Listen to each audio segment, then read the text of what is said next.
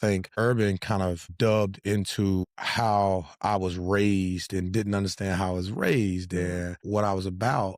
And he came to learn that over the years. He had a visit from my parents that went really funny where he thought that he was going to talk to them about my drinking and my partying. And my mom came up there and she had a double cup and it was a day off. So she was drinking and hanging. After she walked out, he just brought me in and said, "You just keep doing what you're doing." You know, and he's like, that, she is crazy. Right. And my mom is just animated and loving. And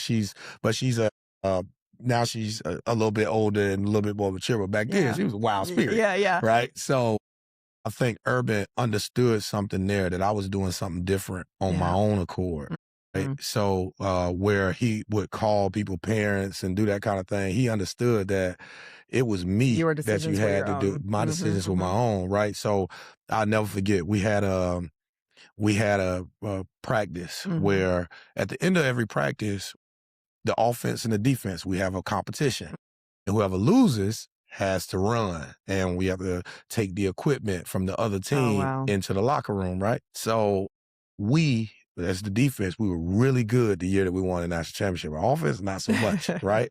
So we would beat up on them all the time. Urban, this situation that he puts us in, he puts us 1st and 1 from the 1 yard line. So they get 4 downs to get 1 yard. And when he said the situation, I was like, I'm not doing that.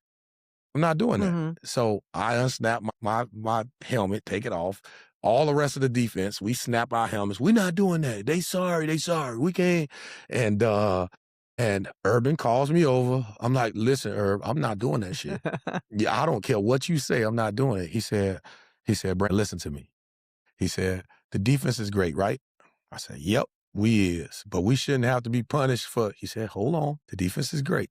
Okay. Now, the offense, not so great, right? I said, yep.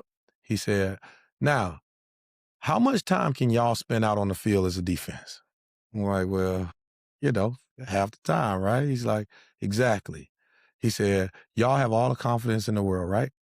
I said, yeah. He said, if they don't have confidence, when you're sitting on that bench and they're not performing, it's going to do nothing but have y'all out there longer for a longer period of time.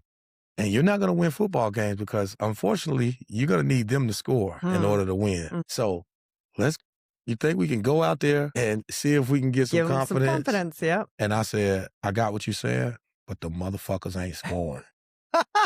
And we held them 4 downs, 1st and 1. Did you really? Yes. We held them 4 downs. That's awesome. Wow. From the 1. Wow. And I mean, it just goes back to that understanding, right? Urban came from a psychiatric type background that worked in the college level, in the college environment, right? Because he made us build a family where we had to trust each other and we had to lean on each other, right? If me, you, and him, we had all 3 of us and we said, we're going to run through that window, okay? But if all 3 of us run through that window at 100%, we're going to break through it. We're going to be on the other side. There's $1 million on the other side, okay? But if one of us have a doubt that the other one's going to run 100% when they hit that wall, whoever runs at 100% is going to break their neck. Are you going to run through that wall at 100% right now, sitting here, not knowing me and not knowing what I'm about? Hell no, right? Because I have a broken neck. But once you understand and you believe in all of the people beside you and you understand that they're all going to go 100% for you, you run through that wall and you end up on the other side with the award. That's right. So that is the kind of teaching and that's the type of thing that you build a team to become close so that they do that.